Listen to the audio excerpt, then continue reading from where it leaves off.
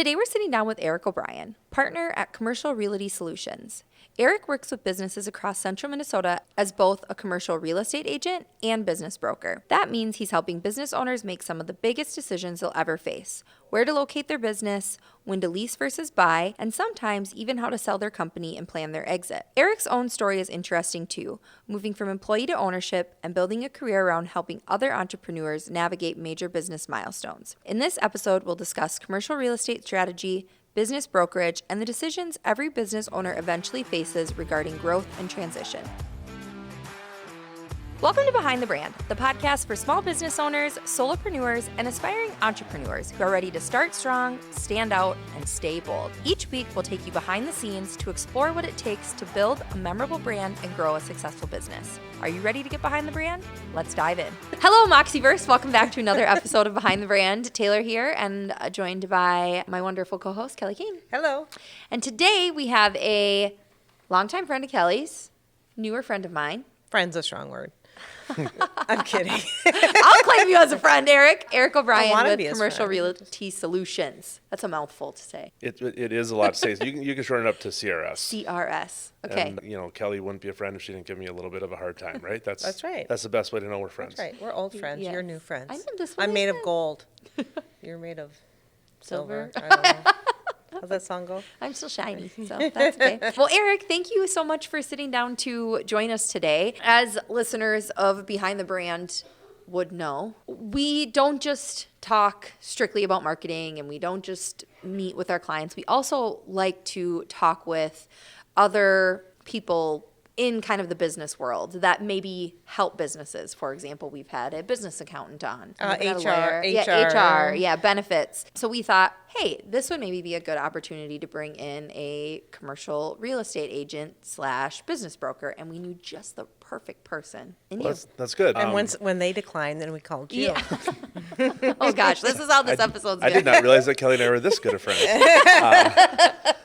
I was thinking as you were saying that, and you're talking branding, and not in every case, but real estate can be part of a company's brand because it creates part of that image, that front door approach. Absolutely. So not every business owner is going to look at it that way, but I can see kind of the through lines and the connections there of how real estate kind of ties into that branding. Your location. Yeah, So 100%. So maybe I'm guessing a little bit of where you're going to go today. Yeah. So first and foremost, let's talk a little bit about you. I have had the pleasure of being in a networking group with you for the past year, so I've gotten to know a lot about you and just your quirkiness. And, Yeah, I'm super shy. That's what you're trying to say. No, you're Yeah. not shy at all. No, you've been a great, bubbly, awesome addition to our group. I think you were even voted the most valuable business exchange member last year. You buy a couple Most beers at likely, happy yeah. hour and people will give you a vote. I know what I'm doing. So. But let's talk a little bit about your career path, how you ended up in commercial real estate, because that's not always where you were. Correct. And, you got to give me confinement because my stories can get long if you don't. But, I'm a classic example of someone with a liberal arts education that didn't know exactly what they would do when they graduated from school. And I found my way into finance and started in that world. And as I accelerated my career, most of it I spent in Minneapolis in the banking world doing commercial construction lending. And so I kind of got that real estate bug and got excited about it. 08, 09, the world changed. Some people listening may be too young to remember what 08, 09 was like, but it was an interesting time in finance. And that eventually led me into SBA lending because real estate just was not an area that banks were pursuing. So I really started to learn the inner workings of how a business would operate within that real estate, besides just what a lease, would look like and payments would look like. But it all came full circle because I really, had never gotten rid of that real estate bug and found myself at 40 saying, I'm going to reinvent myself. I'm going to leave banking. I'm going to become a broker. And I really have no idea how I'm going to do it. But I'm going to jump and I'll figure it out. And so when I landed in that role, that banking background, I mean, it's not that I didn't think it would be valuable, but it certainly has demonstrated its usefulness, especially when you talk about financing products and SBA. I'd say that's probably one of the areas that one of my strengths comes into the real estate world is how do we put this together? How do we pay for it? And how do we do it where a business owner can afford it, right? Because at the end of the day, the real estate does you no good if the burden of that real estate's too high. That's really kind of, I don't want to say it's my specialty, but that's the way I look at everything. If I was the business owner making this decision, how would I make that financial decision in that process? Yeah, you can see things from a really important lens. And Right. I mean, your clients obviously feel that. Well, and when we take it to the bank, we have to take it to the bank in a way that makes sense, right? Yeah. If we go to the bank with an impossible riddle, we're all just wasting our time. That's kind of that start process. Am I underwriting your loan? No. Am I making your credit decision? No. But I know what those bankers are going to be looking for when you're going to make that request. I Yeah. think that's extremely valuable. We've talked about it before with other realtors. It's not just the relationship building of realtors. You need to kind of know your stuff when it comes to business real estate. I mean, commercial real estate. It's a little bit more involved. Well, I feel like I need to know a little bit of everything. I'm not an attorney, so I don't practice law, but I need to understand how an attorney is going to approach. I need to understand how a CPA is going to approach things. I need to understand how a banker. I need to understand construction. I need to understand, a number of different things that'll go into putting the deal together. Do I need to be the expert? No, but I need to know how to connect the parties to make that happen. Well, you're a connector, so that's good. Recently, you. She said that kind of, well, you're a No, connector. you are. He is. He's always. Yes, he Yeah, knows a lot always of people. connecting people. Yeah. And yeah, Eric knows everybody, I feel like. Well, he's got experience. So recently you've gone through a little bit of changes at CRS. Yeah. CRM. I think I just need to say Commercial Realty Solutions. I don't think I'm going to get the Can't acronym remember right. stuff. Yeah, can't remember stuff. Perfect. That's great. And you Changes. are now a partner in the business. Ooh. Yeah, that's been a goal Yeah. since I joined CRS 9 years ago. I knew Wayne Elam would eventually retire, and the joke always was he'd go from 80 hours to 40 hours a week. But he has learned to enjoy some time in Florida, and with that, there's a lot of operational things that need to be done during the winter months as well. And his son, Joe Elam, and myself, Joe joined the company about 8 years ago. I joined 9. As of Jan 1, Joe and I are owners in the company with Wayne, and effectively Joe and I run the company day to day at this point. Yeah. Well, Great. congratulations. Yeah, awesome. All 2.5 months now. Yeah. Hey, So far, so good. you're learning a lot, figuring out different efficiencies and how you can make the business better, and that's really cool. Yeah, and it was, like I said, it was a goal not only of, just in general joining CRS, but as a goal of mine. When I charted this path of being an owner, stepping out from the other side of the table, that as a banker prior as an employee, I knew this would be a path of ownership at some point in time, and excited and terrified at the same time, is what I would say. That sounds about right. Yeah. So can I ask, you mentioned 08, 09, and then there is 2020, 2021. So how is real estate going? I mean, with everybody, I shouldn't say everybody, but with the remote work and work from home, has it been a struggle? I think one of the things is that there's always this fluidity to real estate anyways in the way we all approach real estate, especially commercial real estate. And 2020 is an example that we all can understand, but I don't think it's that dissimilar to some things that we all thought were going to occur anyways. It forced some decisions. It's forced landlords to look at how to right-size their space, whether you're an owner-investor and leasing to parties or you're an owner who owns your own real estate. I think a lot of businesses have seen after 2020 that the physical footprint that they had for their business, it doesn't look the same anymore. But that can create opportunity too, because we live in an environment where there's not much new being built. We've got high construction costs, we've got higher interest rates. So we've got a lack of inventory still because of that. And so reshaping of the market, it creates opportunity in the long run, albeit not as quick as everyone would always like to see. It's kind of a trudge sometimes. But even in down times, we stay busy. We may just have to do more transactions. And frankly, our expertise and our skills become more valuable. I don't mean to be over hyperbolic about it, but in a good market, in general, everything just works. Okay. In a market that's challenging, that's when you really need your experts on your team to help you make those Because decisions. people need to move, all the time, right? It's not necessary. They might need to move or find new space. It's just that I see a lot of for sale signs around, so I was just wondering how the market was doing. Yeah, and the hard part is that I think a lot of people try to compare commercial to residential, and it just doesn't move in the same cycles. And so, where I might have a listing where it's out on the market for 6 months before we find the proper home. I had a 30,000-foot industrial property in Ramsey. The day it hits the market, people aren't showing up with a $3 million, checkbook. There needs to be a purpose, there needs to be a reason. And most commercial businesses don't make a decision 30 days from now, 60 days from now.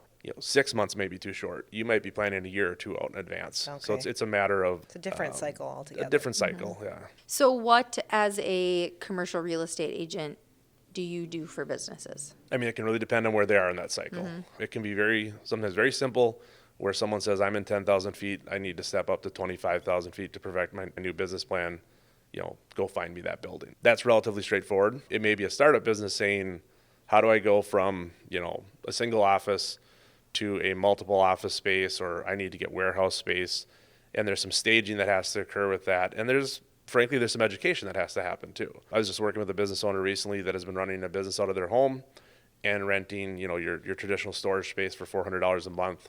and now they're out looking for 2,000 feet, and their budget from $400 a month up to, say, $2,500 a month, that's a giant leap for them to make. And sometimes our process is about education in of itself and getting them prepared to make a decision that maybe they're not ready to make today, but to plan towards for tomorrow or a year from now or 2 years from now. So it's kind of one of those deals where, a lot of the clients that I work with isn't necessarily an immediate need. It may be more of a long-term planning process. Does that make it hard? Because you don't get paid till Right. it's done. Yeah. Like it's a long game for you where maybe on the residential side, things are going a little bit faster. Maybe you have, let's just say 10 properties to their 30 properties a year or whatever that would look like. It's a relationship business and it's an investment of time. The first 2 years in the business were challenging. It was take a step back to take a step forward kind of a deal. But that also adds to the value. It also, because you've seen a lot, you've experienced a lot. And of course, competitively, it makes the barrier to entry for my competition a little bit higher too. Yeah. So every time the market, when residential gets hot, you will see a lot of people who will go get licensed. My kind of running joke, a little bit tongue in cheek, is if you got $1,200 in a pulse, you can get a real estate license. But what you do with that real estate license isn't always, you got to get the right broker. You have to have, kind of a business acumen idea of how to approach. But you'll see a flood into residential when times are good, and then an exodus when times aren't. You see more stability in commercial because those that get into it are usually in it for the long haul. And usually have a pedigree going back prior that is in a related field like myself. Yeah, interesting. So let's talk a little bit about that, when it's time to think about buying. If, say, you're renting or you're leasing, when a business should maybe think about making that shift. And I know that's obviously different for everybody, but just from your experience, what You help people lease also, though, don't you? Yes, definitely. So when people ask me, what do you do in a day's work? I work with buyers and sellers, landlords and tenants. And I can be on either side of the transaction, depending. And sometimes I can be on both sides, which is dual agency. But most businesses will start with leasing because they aren't able to predict their revenue immediately. They have growth plans and ideas, but they aren't necessarily capitalized to make all those happen on day one. Whether you're buying or leasing, the first thing that I would have, an owner look at is, what is your 5-year plan? What's your 10? And do we put you or position you in real estate where you have ability to grow? Is there space contiguous that you can expand into? If you're building, is there land available for future expansion? What that might look like. But quite often business owners are making a play on a piece of real estate, and then that future piece of real estate is maybe even physically located somewhere else, within the community, staging their way up. But I would also really encourage business owners, when you make that decision to buy a piece of real estate, think about second gen. Think about what happens with that space if you flex up or down in your size. That's kind of what we've seen is different businesses have bought real estate, determined at a later point that they don't need the entire footprint. And the more time you spend thinking about how you would tenant, a portion of your building to another user or come up with other ways to bring another product line forward, whatever that may be, to continue to think about the cycle of how you'd use that real estate. Because business owners are flexing up and down all the time on what their footprint is and what they need for square feet. So it's really a thought exercise. Right. Yeah. Kelly, I'd love to maybe just tap into a little bit of like your perspective, because we don't own the building that we're in, and you've probably had some of those conversations before. What has that looked like as a business owner? Okay. Well, Eric was my banker at one point. We met in a networking group. We were just talking, we forgot the year, but it was after 08, 09 and before 2020.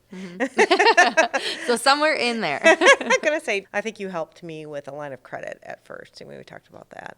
And I think we had talked about buying buildings and things, and you said, don't buy a building unless you want to be a landlord. Maybe not exactly those words, but something that it's a whole nother level of responsibility to own a building. Now you're not just owning a building for yourself. Maybe you're renting to other people, and now you have to have money to fix the furnace. And I was like, oh, okay.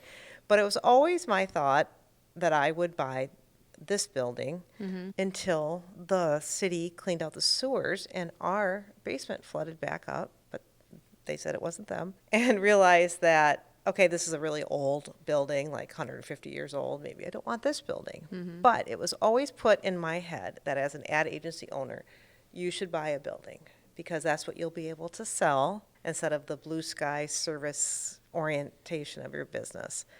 But then over the years, I've talked to other bankers, and renting is a strategy too. So that's our strategy. I have also seen ad agency owners try to retire with selling their business, and maybe it's a downtime. They don't have any retirement. They have this building, and they're letting go of it for less than they planned on or whatever. So I've always seen both sides, right? It can be a good thing, it can be a bad thing. Personally, I just didn't want to pay what the landlord wanted. I liked to rent. And then we did exactly what Eric said. After 2020, we downsized our footprint here. We had both floors. Then we downsized to just the top floor because we realized, hey, we could do this at home and we don't have as many employees. And actually, it was better for our team to kind of be on one floor. Yeah. And I had read years before that the only way ad agencies were going to stay competitive if they let go of their real estate. I don't know, just because of what talent costs and things like that. So we kind of struck a medium, happy medium there with, we work at home a couple days, we work in the office. Still felt like an office is very important for what we do, Yeah. a smaller office. But I never did buy, and I think that's okay. We have really inexpensive rent here, and could I have bought something for the same rent? Maybe, but at my age, I didn't really want the mortgage, and I couldn't buy this building for that. And I didn't want to be a landlord. So that's kind of where I'm coming from. Does that make any sense at all? It does, and I will talk to clients about that too, is that, effectively you're taking on another job. If you're going to own the real estate, exactly. you're starting another business. You're running your own property management company, basically. Yeah. And so you've got to be able to wear both those hats, because you should not allow deferred maintenance for your real estate. And you can't take your eyes off the prize of your operating entity, because without that revenue, you don't have a way to fund your real estate. And to your point, I've met clients before that have this idea that they want to own the real estate, but then through the process say, this isn't going to be a good fit. But maybe they want a buyer to come in and buy that real estate for them, an investor who has experience, owning real estate, and there's a good cohesive relationship there where you can sign a long-term lease, and maybe not a partnership in the legal sense, but partner together as landlord and tenant. Because if you're an owner of a business and you got to make a 20% down payment on your real estate, where's that capital coming from? Unless you're independently wealthy and have the money for that, it's probably coming out of your operating capital. And what does that do when you burn up your operating capital? Yeah. It prevents your growth. And so business owners have to think that through too, is where's my cash best deployed? Walgreens, I'll use as an example because I financed a lot of those back in the day. They don't own their real estate. There's a couple that are corporate owned, but in general, it's investment real estate. And it's because they need and want their capital to go forward to perfect their business plan, not have it tied up in real estate. Maybe if I were younger and I wanted to buy a building or whatever, but I just, I have a great landlord, and he's been trying to sell it to me every few years. At my stage of my career, I don't want a building. I kind of don't think I have to have a piece of real estate to be successful. Now, I have a great relationship with the landlord, and he's a great landlord, and so I think that matters too, right? If you are with a landlord that's constantly raising your rates or doing this or doing that, he so appreciates our, tenancy, so we have a good relationship. I think that matters too. So. And there's some forward thinking you can do in leasing too. Start a business, they're like, I don't want to sign a lease longer than 2 years. Yeah, I think that's what we started, And I get that, but you leave yourself exposed a little bit on the back end. What happens in year 3?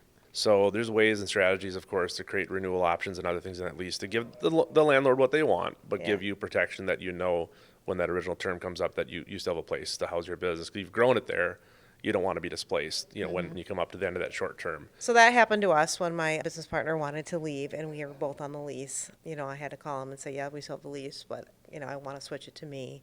And I knew him for a long time, so he, renegotiated that, and he was happy I didn't leave. So, sometimes you have to have a landlord that'll work with you too. Well, and if you're a good tenant, if you're paying, if you're exactly. if you're taking care of the real estate, for a landlord, for the most part, they should want to renew and retain the tenant unless you're way under market, because there's upfront costs that landlord's going to pay to get a new tenant. They're going to pay someone like me. They're going to probably pay or give a check to the tenant to do some tenant improvements. So there's real costs that take years for the landlord to recoup. So in general, if you have a good tenant who's paying and taking care of the building, they should want to keep you. There can be other reasons that that happens, but in general. Right, and he's in Minneapolis, so we do take care of the building for him. He doesn't have a property manager really. Yeah, when our doors get busted every other. He tells me, just call somebody. 6 months. Yeah. Just call Eddie. That's who we call. Anyway.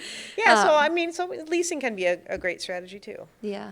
Yeah. Okay, so the last thing that I want to talk a little bit about is the business brokerage side of things. And you help do some exit planning kind of, right? Not that you help with exit planning, but you help them see, okay, when you're trying to turn it over or you're trying to sell, you step in and provide a lot of resources. Yeah, for them. the reason I paused on Help the her. exit planning is that I'm going to defer to Doug Cook with Yes, Headwaters on yeah, that more. yeah. The real front end work where someone's going to work with a business owner for multiple years to prepare, or extended period of time anyways, to prepare, fits better into the wheelhouse of what Doug Sure. Cook does. But Doug does have a real estate license, and he does work with me on brokering businesses when we get to that point of being ready.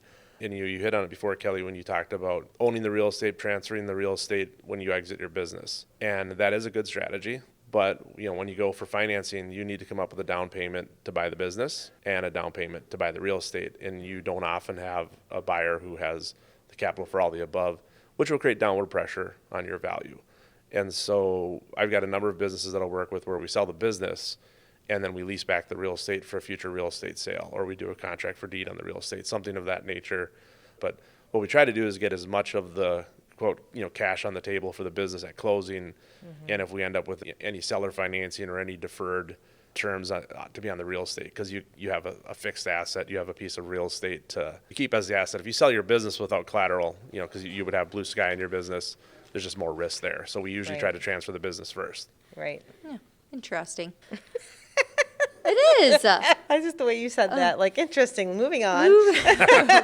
Moving on. If someone were to approach you and say, hey, Eric, I am looking to sell my real estate, what are the next steps that you would go through? The very first step whenever I consult with a client on whether it's real estate or a business is to give them an opinion of value. We would basically put together an opinion of value of the real estate of the business, present that to the client, just like most anyone else does with a sale, try to create that engagement or an agreement on moving forward. Because if I value a piece of real estate at $1 million and a client says, I want $3 million for it, I get paid on a percentage. So of course I'd love to sell it for $3 million, but I also have to be realistic of what the value of that piece of real estate or business is. Sometimes that's my job as the expert, is to bring the conversation into reality as well. Good news, if I value the business and we determine it's not where you need it to be, that's when we come up with the strategy of working with someone like Doug to get you to where you want to go. So I encourage people as early as start thinking about, I want to sell my real estate or I want to sell my business. Let's have a conversation, because what's the harm in knowing where you sit? I don't slide a listing agreement across the table in front of you at the first meeting. I like clients that are interested in moving forward. We don't strong arm anybody into starting the process before they're ready. Yeah, that's great. Okay, I have a few last questions, but this one just popped in my head. What's the craziest commercial real estate deal you've been a part of? Define crazy.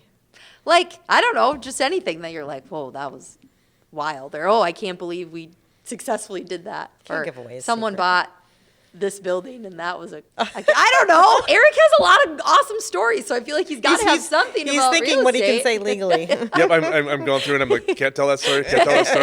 I think one that I always like to tell the story of, because I think it's kind of interesting. And also, when you start a business or when you jump into a new career, like, you do the most random things because you're just trying to get going. And I remember vividly one of my first transactions that I worked on with a real estate sale, where I've learned over the years that if I take vacation, deals move forward. I was in the middle of nowhere in North Dakota hunting, and I got the green light to write a purchase agreement. Literally opened up the tailgate on the truck, fired up my laptop, fired up the hotspot, and typed up a purchase agreement literally in the middle of nowhere, corn as far as you can see. That's also really a testament to what the current world is like too, where you can work anywhere. But it's one of those ones where the rest of my hunting companions, of course, were not necessarily pleased with being Like, delayed. hang on. But at the end of the day, that's what you have to do. Yeah. So I think that one is one that I always remember, because I don't do that often, but it happens. It happens. Yeah. I That's always funny. think that's so cool. I feel like if you're going to be a real estate agent, whether it's residential or commercial, there's like something different wired in your brain where you're like, I love this so much and I love helping my clients so much that I will stop doing anything, because they do. They It have seems like to. it. Yeah. Well, especially if you're bidding or Yeah, something like yeah. that, It's right? just, you have to stop whatever you're doing, and not everybody would do that. That's not everybody's personality type to be in a profession where you have to do that. Well, we do that for our marketing clients. Over the years, I've learned how to guard my time a little bit Yes. more. But Yes, there's something important about setting boundaries for sure. But that would be a case that even today, if a client, contacted me when I was Yeah. gone on a hunting trip and wanted to write a purchase agreement, I'm going to make the time to write that Right. purchase Yeah. agreement up. It's just what needs to be done. Yeah, absolutely. Okay, I have two final questions, kind of some rapid fire type questions. Hopefully you don't have to think about it too hard, but what's one thing every business owner should think about before making a big decision like buying a property or selling a business? I think I'd go back to, and this feels a lot like my banker brain jumping back in, but when was the last time you touched your business plan? I mean, you're making a decision to move forward with real estate because it's at least somehow related to your business plan, right? Somehow in that. So have you touched it? Have you gone back to it? And then this has always been the thing that I kind of say jokingly again too, as a former banker, or as I say, recovering banker, is I tell business owners is that have a good business plan in place before you approach any professional on moving forward, including your banker. Update that business plan, talk to your banker about what you're planning to do, and find out if you've got your support that you need from financing. And then let your real estate professional know what you're searching for well in advance, and let them keep an eye on the market, because you want to make an informed decision. Unpredictable life events will happen. I can think of a client of mine down in St. Michael that some health issues, and they're having to change their whole stars of what they want to do with their real estate. Yep, that happens, can and will right? happen. Life and happens. What they have going for them is they have very well positioned real estate. They're in a very good, desirable location. They may end up owning it for a period of time with other tenants in there, but they've been consulting with me on, like, what do I do now? How do I solve this riddle that I never expected to have? Does that make you feel like you need to touch the business plan, or do you touch it? I'm touching it. You're touching it? What business plan? Just kidding. That's all right here. I'm getting my beneficiaries in place. yeah, That counts, right? yeah. Lately, I've been on this whole kick. What if I die tomorrow? And nobody knows, no one could live without me type of a thing. No, So, we can't. So right. don't die tomorrow. At work and at home. So I've been. That owner transfer of knowledge from up here to, something that others can use is you're not the only business owner, including the business that I'm a partner in, right? It's like we're very good at, even ourselves, as saying, like, these are the things that business owners should do, and we're internally going, well, now we need to sit down and do them ourselves. Yeah. Too. So by no means when I speak this way, don't look behind the curtain, right? It's Yeah, like shoemaker's children, right? Yeah, I'm doing the same thing. Because you don't know what could happen. Your plan might need to be sped up 5 years. Please no. I'm not leaving, but we're going to have to have a plan. I know. do I need to hard to negotiate talk this about. right now? Yeah. Like, in real time? We need to know where my passwords are. You It's need on to- my password protected computer. No, I'm yeah. just kidding. If I go missing folder, you need. For me. Yeah, but it's not restricted. Okay. Last question. What is one lesson that you've learned in your career that shapes how you work today? I often will remind myself that I've been in the business now 9 years, and I've spent 9 years working on developing a reputation, developing trustworthiness, all these things. And I just remind myself that you can ruin that in one small instance. And so, like, what you do every day matters. Be intentional about what you do and be consistent, but also don't overpromise, right? Yeah. I mean, that's how you get yourself in trouble, is overpromising as well. Being direct and being transparent with your client usually gets you further. Yeah. Yeah, but being that consultant, sometimes they don't want to hear what you have to say Yeah. at first. They might, no, I want 3 million. It's worth 1 million.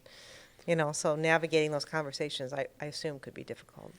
Yeah, you're pulling me back to my banker brain with a client in the St. Michael area that, let's just say when I came into the bank and I made them handle their line of credit a little bit differently than they had in the past, they were not my friend at the front end, No, but but- want to help them understand kind of where they were going and how we were going to work towards a better situation for them long term. When they sold their business eventually, which I was not involved in the transaction, but I remember them thanking me and saying, if it wasn't for you, I wouldn't be at this spot. I wouldn't be able to Right. sell my Yeah. business because you taught me a hard lesson that I wasn't ready to learn. And I will tell you, in banking, that's not how most conversations ended. Usually it'd be someone would be upset with you. Whether they silently later realized that they learned a lesson or not, I don't know. But I remember that client in St. Michael because they made that comment that I wouldn't have been able to exit my business if you didn't teach me some discipline beforehand. Yeah, that's great.